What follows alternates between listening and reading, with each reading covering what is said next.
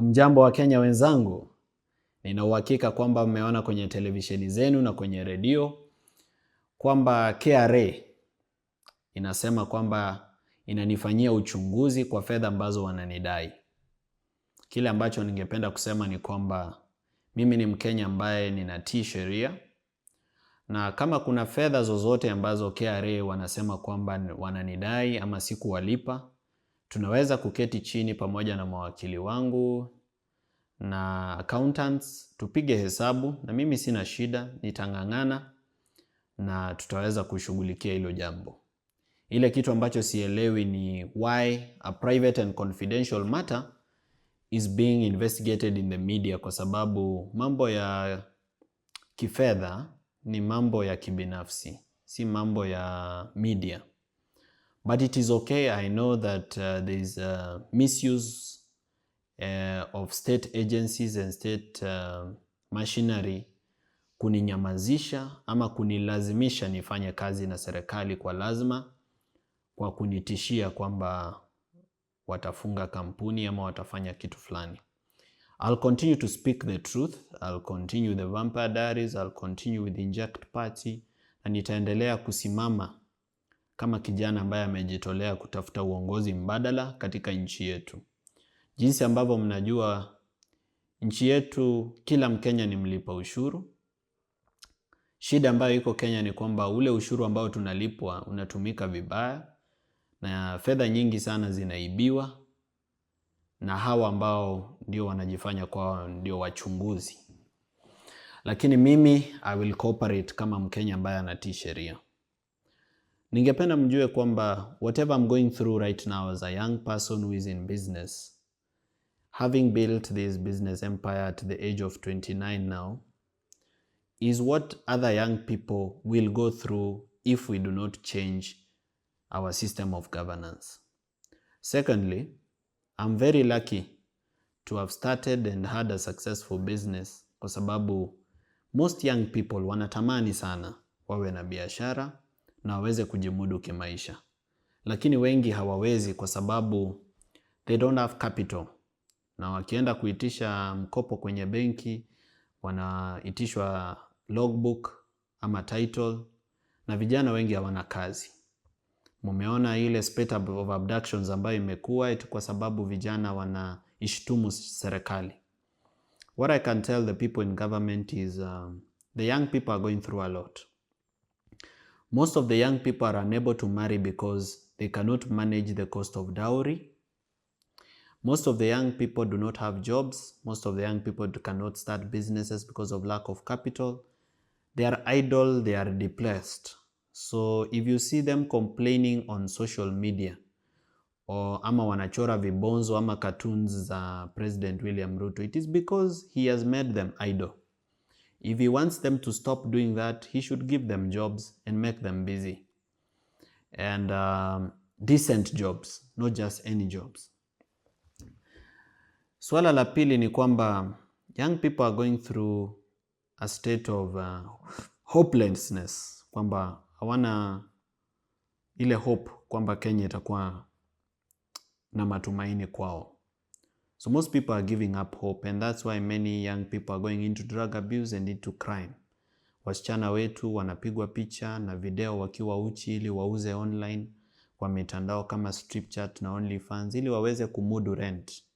Vijana wameshindwa kuoa kwa sababu hawawezi kumudu kulisha familia. Young people are going through a lot. It's just that my problems are different because maybe I built a business early enough. Sasa mimi nafuatwa na KRA, lakini wengine hata hiyo kufuatwa na KRA, hata pesa ambayo wanaweza kulipa tax hawana.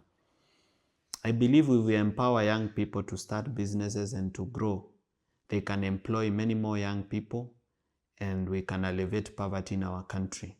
Mimi mwenyewe nikipewa support naweza kuemploy very many people if I'm supported.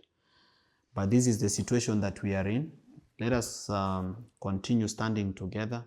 Na waomba mniombe, pray for me. Don't forget that the battle will be won on our knees. And let's continue hoping for a better tomorrow. Continue supporting me. Don't give up hope. It shall be well. I promise you it will be well. ninawahakikishia kwamba tomorrow will be better than today. The safety and security of Kenyans is so paramount that this should actually be left to security professionals to do this work. But which professions are we talking about? 377 billion has been allocated to the security sector this year. 110 billion was allocated to the National Police Service, and about 46 billion was allocated to the National Intelligence Service. So 110 billion plus 46 billion to NIS and to the National Police Service, and yet we have an Inspector General denying that they do not know where these young people were or have been or who is abducting them. The thought or even the sense with which politicians, state officials being paid by taxes, saying that Gachagua was the one abducting these people is total nonsense. It's not even something that should be tolerated. It's not even wise enough to say it to a fool. He does not have the capacity to abduct any other person. So the state should know at the bare minimum who is abducting these people if it is not themselves. Now here is where the worry comes in. There's a squad abducting people in a free country with a constitution, and those people are not under the command of the Inspector General. How does it even happen? How is it even permitted to fly? We have a National Security Council. We have an Inspector General who is independent under the Constitution. We have a Directorate of Criminal Investigation which is distinct. And then we have people dying. We have femicide. We have young people turning up dead with organs missing. We have people turning up in morgues. We have trigger-happy police people. We have unmotivated police officers. We have people who are poorly paid, who have poor housing. And we have people who are being abducted and disappear merely for criticizing the government. If indeed they made a mistake, and that mistake is actually recognized as a crime under the law, why not arrest them, present them before a court of law, charge them with an offense, and let them be found guilty? We are not grateful. I saw some people saying yesterday that we are grateful that they've been released. Personally, I'm not grateful. I'm not grateful that there are young people in this country that disappeared 15 days or 16 days ago, did not enjoy their Christmas with their families or their New Year with their families, and then suddenly they turn up from nowhere, and the police are not able to give us an explanation, as they've never been able to give us an explanation about anything. To this date, we don't have a solution on the KRA murders, on the people that were found in sacks, chopped into pieces and dead in KRA. Yeah? We have a suspect that escaped through the help of the police. To this day, we do not know how many people died in Shakahola, all right? How many people were exhumed, or how many bodies were exhumed, and whether those bodies have been given to the families for burial. No. So it's a sad situation. We have a completely mismanaged security sector, and I can tell you that the reason we have that problem is because we are allowing politicians to manage security. We have police officers who hold high ranks who we've not done a lifestyle audit on them. They have a lot of illicit wealth. Some of them are billionaires in a manner that which their salaries does not support. Right now, if you ask the DCI to locate Morara, they know where I am this very second. They even know who I'm talking to because they've hacked my phone. But they are not able to locate a killer, a person who has taken away the precious life of a person who has parents, who has a family that cares about them, whereas life is precious. Then how safe are we? We have a National Intelligence Service, and let me just tell you this for your knowledge.